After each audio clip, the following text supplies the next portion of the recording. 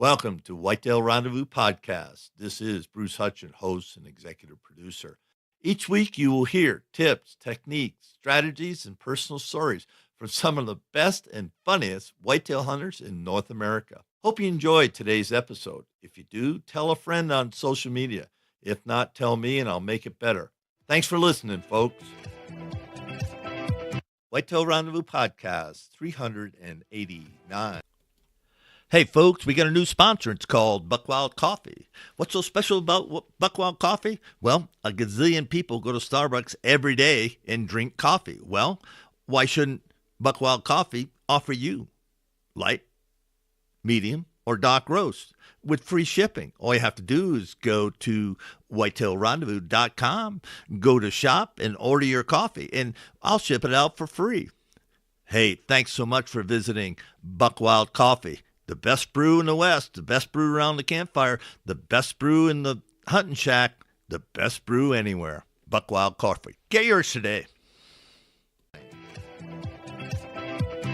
We're heading to outside Madison, Wisconsin, actually between Madison and Milwaukee, Wisconsin, and we're going to connect with Tyler Mieden. Now, Tyler's on pro staff for Alps Outdoors, field staff for Dark Energy Field Staff, and he is the founder of Timber Valley Outdoors. Tyler, welcome to the show.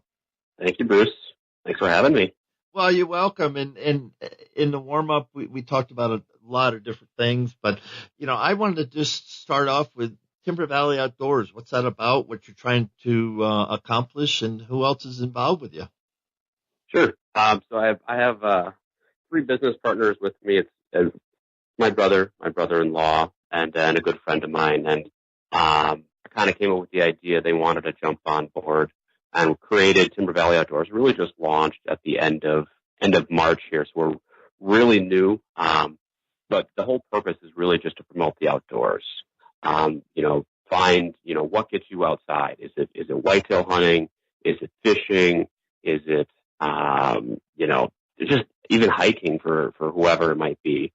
We want to promote that. In today's world that's filled with technology, filled with distractions. We want to hopefully motivate people to get outside, breathe in the fresh air, take in the sights and smells of nature and all that God has created. It's a beautiful place. You just got to go out and explore it, and that's what we're all about. We're using social media to really share our adventures. We have a large focus on whitetail deer hunting, obviously. But there's other stuff in there if you like upland bird hunting. There'll be plenty of fishing stuff over the summer here in Wisconsin. So I would, just have people, if you're curious, just go ahead and check out the Facebook page, check out the Instagram page, at Timber Valley Outdoors. If you need to get a hold of me, or a hold of us, timbervalleyoutdoors@gmail.com is the best way to do it. But we got a lot of things in the works. We're really excited with where we're at so far. And, hopefully people will go ahead and check us out and give us a follow. So, folks, something new, something different, and we all have passions. 2 years ago, Whitetail Rendezvous doesn't exist, and now it does. And, oh, by the way, I got to give a plug out. Today is April 11th, 2017, and we surpassed 130,000 downloads. So to every single guest and every single listener of Whitetail Rendezvous, thank you. So when you talk about getting people outdoors, why do you think devices, the digital world, has taken over our lives? I'm on the phone, on social media all the time. I'm looking at your website right now. So is that a good thing, a bad thing, or how do we deal with it? Those are good questions, Bruce. Why has it taken over? I think, social media, technology, it's easy, it's quick.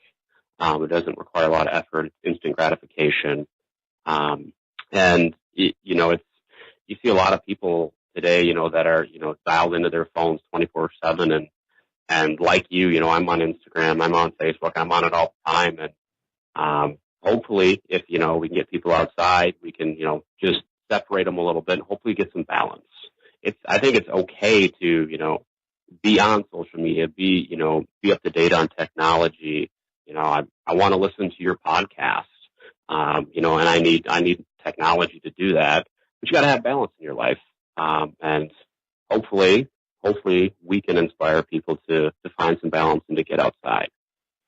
So what do you tell kids? You run into somebody, a friend of yours, family member, and say, why don't you come catch some bullheads, catch some bass, go, throw some plugs for muskies, or hey, let's go see if we can get some rough grouse. I mean, how do you do that so it makes sense and they want to come and play? You got to make it fun for them.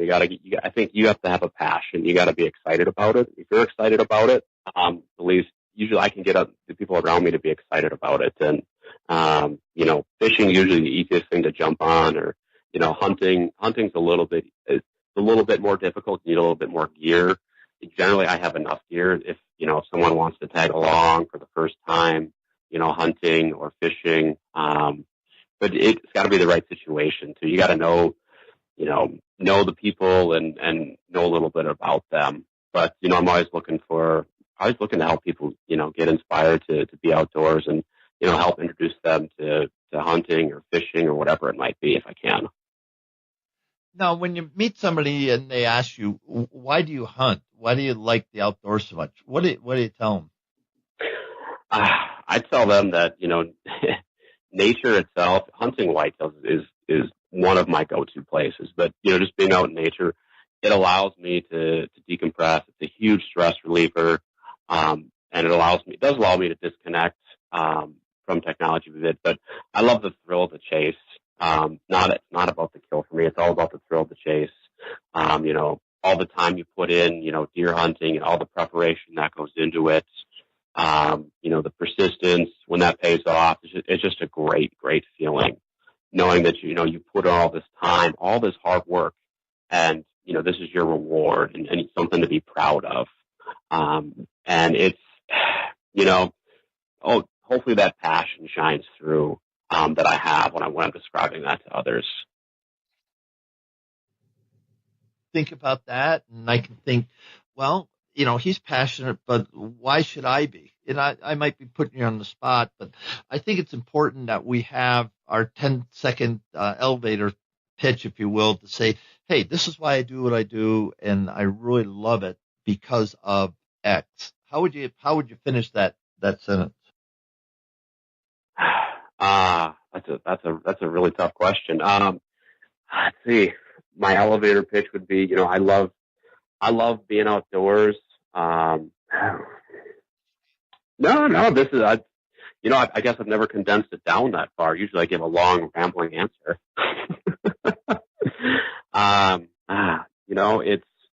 I love hunting and fishing because I love to be outside, and to be active and to breathe in fresh air and to take in all that the earth has to offer. All right. And fair enough. Hey, let's switch it up and talk about, small acreage deer hunting. In the warm up, you shared that with me. We got some other things to talk about, but right now let's just stick on that and share with the folks how you do it, because you said you hunt, small parcel hunting is your go-to technique. So let's talk about it. Sure. Yeah. So, I hunt on a 20-acre piece of property, in an area that it does have quite a bit of hunting pressure.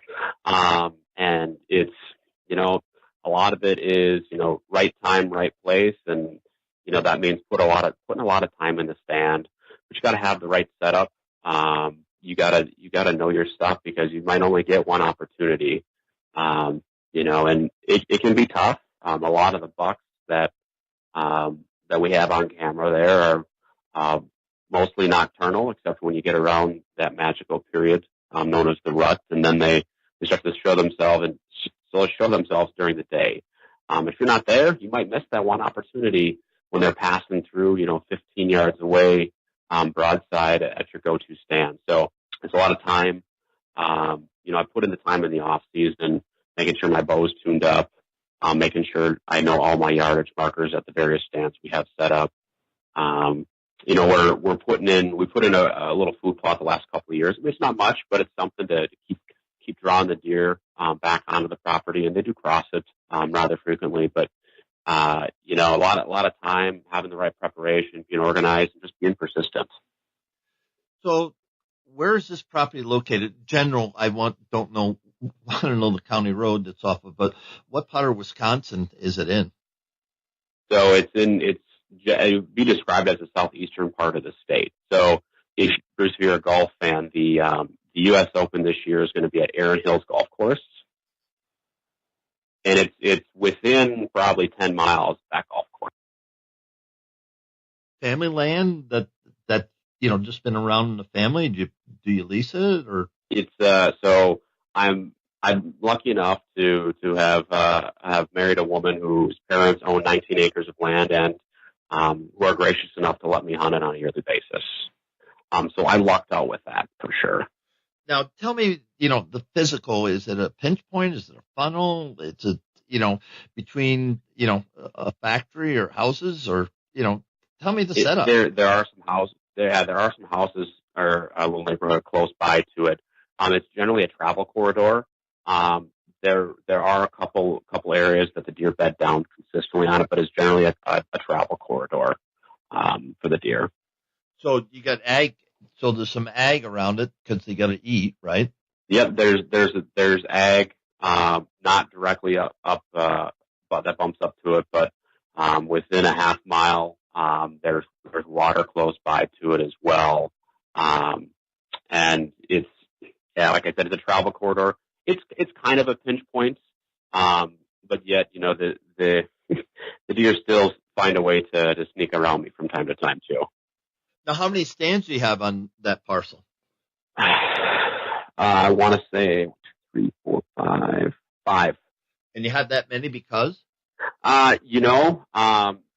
There's certain areas that they'll move through, and it seems to change on a year-to-year basis. So I just want to have all the options out there, depending on where they're moving, what time of year it is. We have a couple of them that are real good early in the year for seeing deer, early in the season, and then as the leaves start to fall, they'll tend to move through a different part of the land. Now, have you done any hinge cutting or timber falling to change the deer's path or pattern so they'll come by your stands? So we have not done any hinge cutting or anything like that. We have cleared some paths to hopefully encourage the deer to use these open areas instead of cutting through the thickest brush possible. But it isn't my land, and my father-in-law is a big proponent of having a healthy woods. So I'm at his mercy as far as what we can do with hinge cutting or any type of those type of techniques. For plots. That's something that we put in a couple years ago, and we're definitely doing this year as well. We're going to put some pods in here in the spring, and then in the fall we'll plant something that's a little bit hardier, and that should last till it gets to about 10 degrees, and hopefully keep the deer coming back through as consistently and as much as possible. Now, do you bait on the property? We do not bait, no. If it's legal. Is it legal down in that county? No, it's not. Okay. In some places, Wisconsin it is, and some places it's not. So. Correct. Yeah, we've had CWD certainly had a big impact on deer hunting in Wisconsin. So for most of the southern part of the state, you can't bait. So when you think about you're 20, and how many people also hunt that? It's just myself and my brother-in-law that hunted. Generally, we usually alternate on who's hunting when, and we don't overlap with days. We want to give the other person their space and their opportunity without putting another potentially smelly human out in the woods for the deer to smell and just avoid the area. So tell me, the wind plays a big factor. What stand you're going to use? The time of year determines what stand you're going to use. So how do you get your stand as quiet as possible in the morning, or how do you get out and not bump deer? That's a great question, and that's the tricky part, especially the getting out. Getting in, I mean, we know the stand setup where we have them really well, and getting in as quietly as possible. We know the paths. The paths are pretty well cut or pretty well worn down. So it's easy to take your time, especially if you're, on time. If I'm on time and showing up, I give myself lots of time, to get out to my stand so I can be as quiet as possible, get up there. Getting out, can be trickier, just for the simple fact that, that's the prime time for deer movement. I'm trying to get out as quickly as possible, and sometimes the deer will sneak up on you as you're trying to crawl out of the woods. But having a knowledge, being prepared, knowing where you're at, what path you're going. Whitetail Rendezvous is pleased to announce a partnership with GoHunt.com. Who's GoHunt.com? Well, if you're a DIY hunter, you need the information at GoHunt.com/insider. Why? Because it provides 4,200 profiles, every unit, every species, and every season. Furthermore, they give in-depth analysis, interactive maps, unit access, and seasonal trends. Draw odds are very important, and they give you the most accurate information in the business. All this is available when you go to GoHunt.com/insider. Make sure you use promo code WR when you join Insider. You'll get a $50 gift card for GoHunt.com Gear Shop. All in all, if you're hunting out west in 2018, GoHunt.com Insider is where you need to be to get all the research information. When you use promo code WR, Whitetail Rendezvous receives a small commission from GoHunt.com. Going to take is really the key for us. Yeah, because I'm sure you never heard. A few too many times already. Yeah, and that's what does do when they don't bark and they don't growl. They just expend a lot of air, and everybody knows what's going on because they're out of there. That is true. Yeah, I had to throw that in. That's okay. I've experienced that. Yeah, like I said, too many times already. Too many times last season. Yeah. What class of bucks, or I should say, what age class of bucks, not Boone and Crockett points, but which age class of bucks are you seeing most of the time? So 3.5 and 4.5. I see a lot. We see a lot of 2.5 and 1.5 year olds. If a deer gets to 4.5, I'm really, really excited about that. And we're very selective with the deer that we decide to target. So we're looking for something that's, hopefully 4.5, sometimes 3.5. Thank you for that. And I read something from QGMA that our state, Wisconsin, which I hunt extensively, is seeing an increase in mature bucks by 1.5, 2.5. They're not getting killed as much, so now we're taking out 3.5, 4.5-year-old deer, and a 150, 4.5-year-old deer is hard to let walk. I mean, it really is. And it is. And it. Go ahead. Sorry. No, go ahead. I was going to say I hunt in a high pressure area, and I don't know how many deer we have on camera that have made it past 4.5 years old. I can't think of any the last couple of years. Why? Because they're probably pretty healthy deer. I mean, body wise, they're big deer and they're well fed, and winters they can get around them. It's not like being up north and getting chased by wolves through the snow and stuff like that and getting stressed, because the deer in your area, I mean, some of the places I've been, I mean, I see them in people's yards eating their pansies or whatever. Yes or no? Or yeah, no, I know. Yeah, I would agree. They're definitely big and they're healthy. I can send you some trail cam pictures if you'd like after the show. Yeah, I'd love to, I'd love to see them.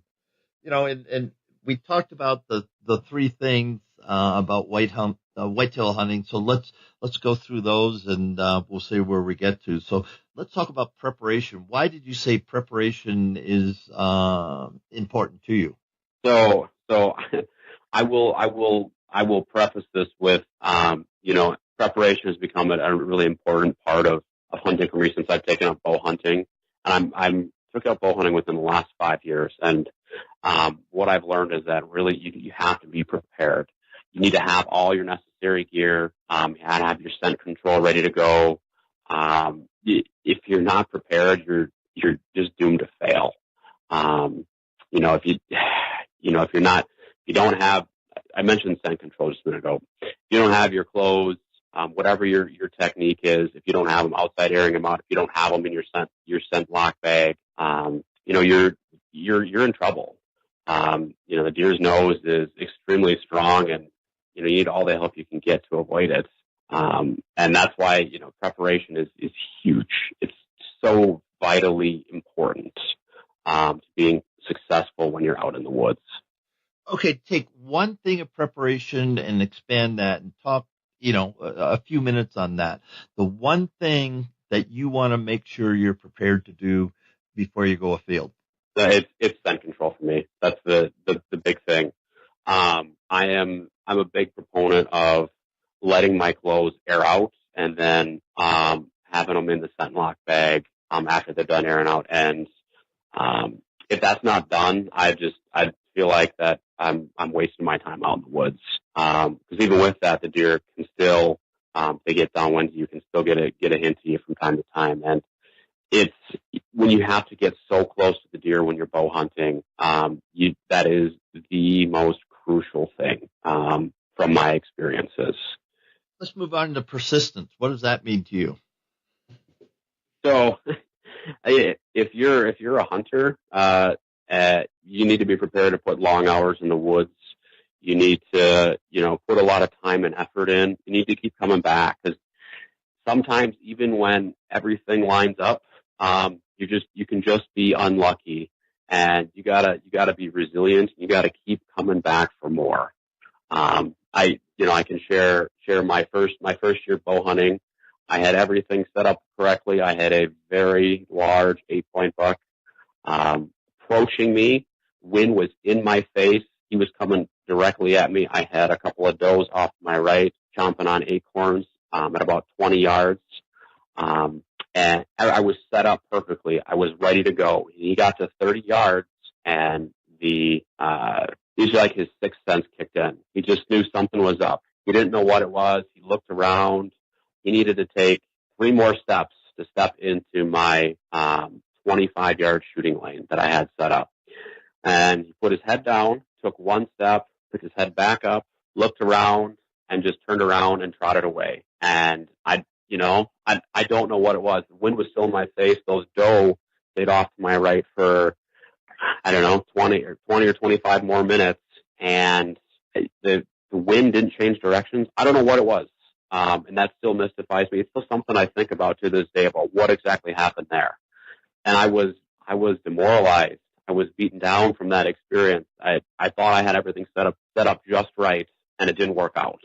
And I had to get up, you know, the next day and keep coming back out. And then the next year and the year after that, and just keep coming back until last year when I was finally able to put down my first buck with a bow. And that's persistence. You got to keep coming back at it, and keep putting in those long hours in the stands. Sit out there all day if you can, and it'll pay off for you. Okay, let's talk about that buck while he hung up. Did you look him in the eyes? I did not, no. So you never looked at his eyes at all. So he never could catch predator and prey. He did not. He didn't spot me, if that's what you're going at. No, not that he spotted you, but that you looked in his eyes. You looked right at his eyes, and his eyes saw you. Not in any sense of the word, because you're in camo, the wind's in your face, but it's just that transfer of predator and prey. Maybe so. Maybe that's what it was. I know that my eyes were glued on him. You were drilling him. Were you drilling him with your eyes? I think I was. Honest, come on, honest. Yeah, I was. Yeah. Predator and prey. I was. Yeah. Yep. That's what I wind's in your face. You get your scent on. There's does at rest eating acorns within how many yards? 25 yards. Lesson learned. Yeah. Watch him come Definitely in. Lesson learned. Yeah, and just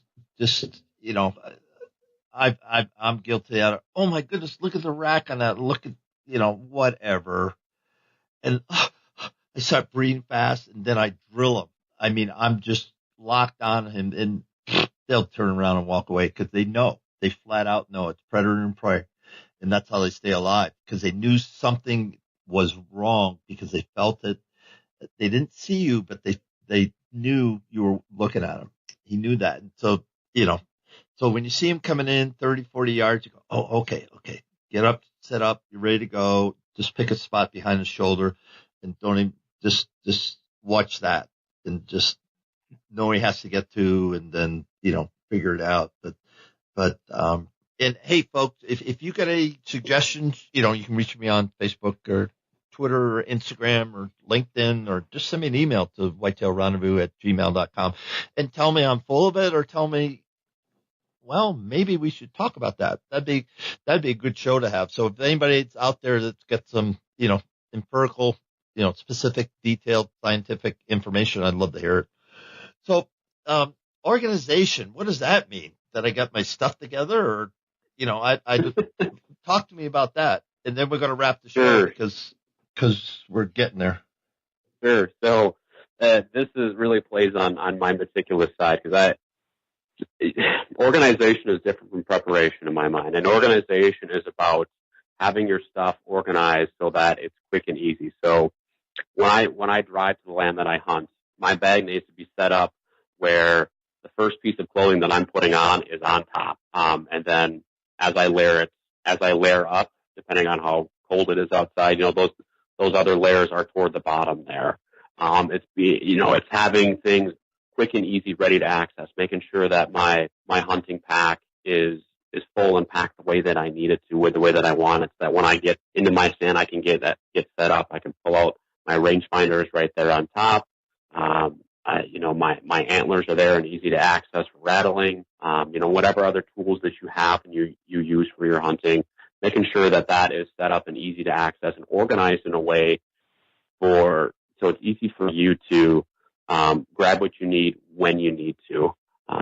And some people probably are way more successful at deer hunting than I am, and they may not be as meticulous, but for me, that's something that I need to be.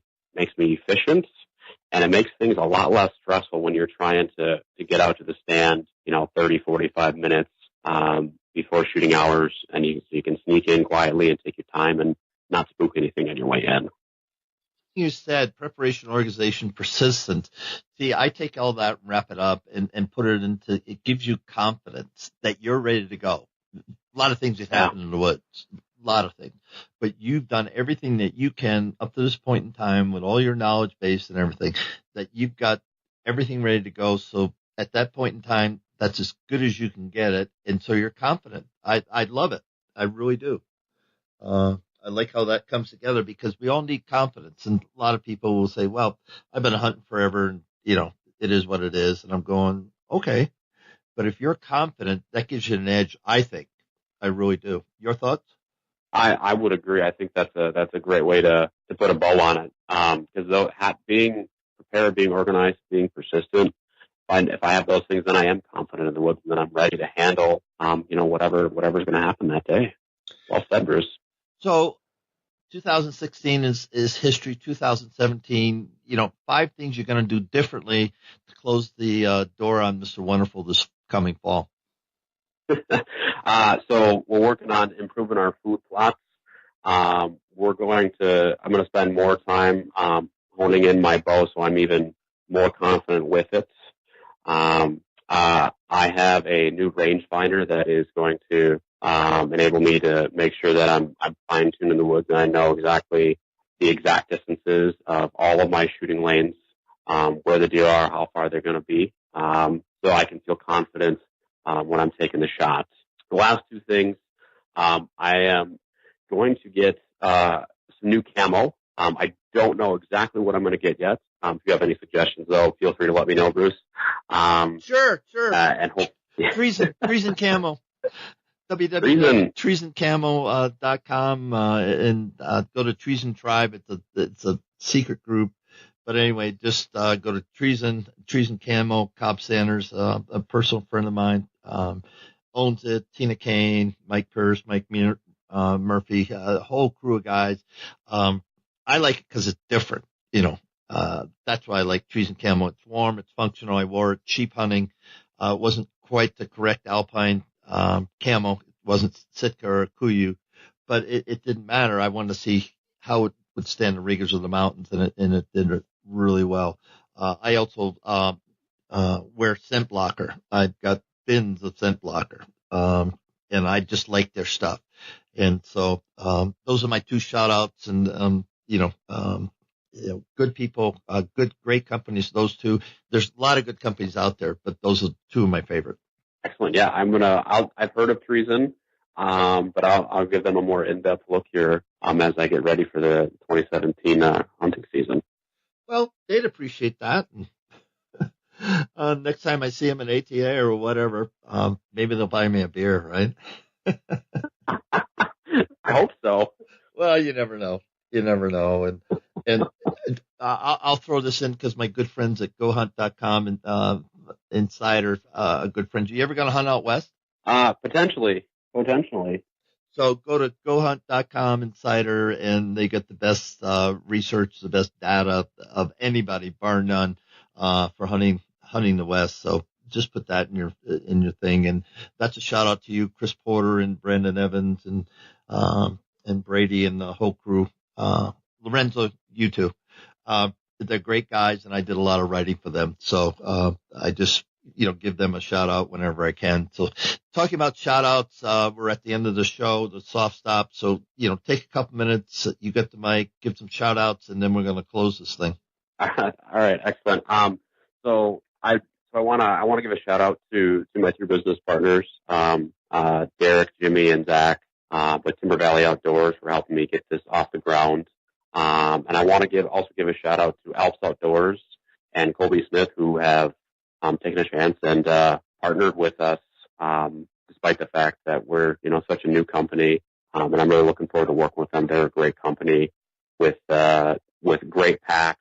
So if you're looking for a new pack and your Western hunt spruce, I certainly recommend checking them out.